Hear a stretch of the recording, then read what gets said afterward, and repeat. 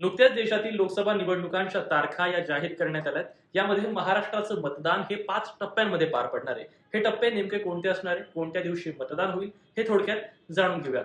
पहिला टप्पा हा 19 एप्रिलचा असणार आहे. यामध्ये रामटेक, नागपूर, भंडारा, गोंदिया, गडचिरोली, चिमूर, चंद्रपूर या भागांचं मतदान होईल. दुसरा टप्पा हा 26 एप्रिलचा असणार आहे. यामध्ये बुलढाणा, अकोला, अमरावती, वर्धा, यवतमाळ, वाशिम, हिंगोली, नांदेड आणि परभणी या भागांमध्ये मतदान होईल.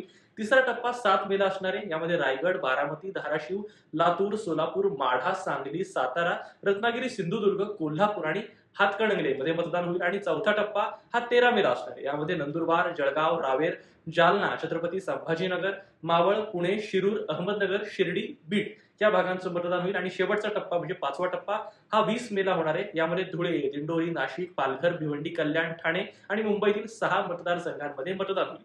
आणि मतमोजणी ही 4 जूनला केली जाणार आहे.